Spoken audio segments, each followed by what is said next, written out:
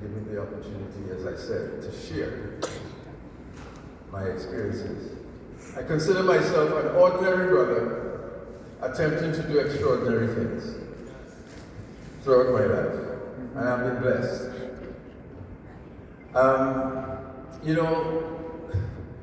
I was originally going to be here to give you a full account of some of the experiences that I share, as I said I would share. However, time is a bit pressing for me. It's African Mother's Day and African Women's Day, and my family is waiting for me. However, my family is also here. My name is Ken Jeffers, as I said, and I call myself Kenkaya Jasper. And I do that when I discovered there were no Jefferses in Africa. And in one of the groups that I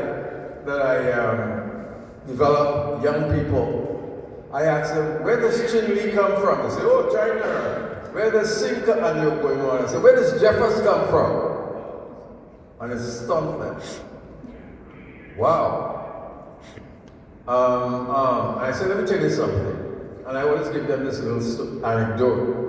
I was speaking to the AME Church and the BME Church, black churches in Canada, some years ago. And I gave this address about religion and spirituality because they're separate. And religion, as I say, is man-made. Spirituality is God-made. This is me. I think man has made religion in their own biases. 100%. And I say spirituality is in God's world. Amen. This is my description. In any event, and I gave this address, and when I was finished, it was well received, and I appreciated that very much. And there were about 2 or 3 white men in the audience, and this older guy came up to me and he said, "Where are you from?" I said, "Well, Trinidad and Tobago." And he said, "Well, I'm from Montserrat.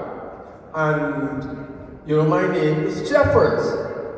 I said, But my family, from my great-grandfather, was from Montserrat. And he said, well, we are having a Jeffers convention in the UK, and I would like you to come as family. So I said, hold on. With all due respect, my forefathers and great-grandfather may have probably worked on the plantation in Montserrat called Jeffers. And in that regard, we were given the names of the plantation, which is a fact. And he looked a bit hurt. I said, don't be offended. I'm just telling you the truth, so it sets us all free. And he looked at me and he said, well, I've never heard it that way before. I said, because, so many times we have been, as people of African descent, been manipulated, anti-humanized, and ostracized, on every kind of size. And then he came back later on and he thanked me profusely. He did. He said that no one ever told him that before. And I say that because I humbly come here today to share as much as I can without insisting, to help you understand where I'm coming from with respect to us as a people. And I hope that all of us here today can manage the truth and not let us only speak of our achievements and accomplishments. Because when we celebrate, we must also commemorate. Because if we celebrate and we do not commemorate and give and share our history, then it gives the appearance that all we do is celebrate. And that's not true. We have to share the truth. And so I thought today, with the short time that I have here now, because as I said, I have, unfortunately, a commitment, a family commitment, I want you to understand, many of you may not be aware of what African people in Toronto and in Canada may not be aware have done in the past. Right?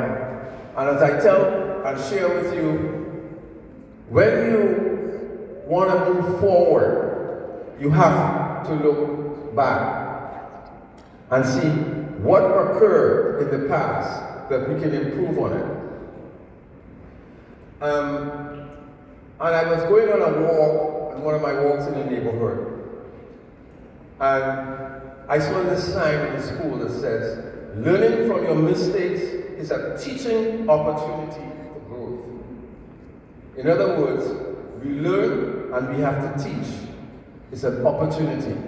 So I thought it is important for us to improve and sustain progresses that we've made in the past. And I'm going to share this with you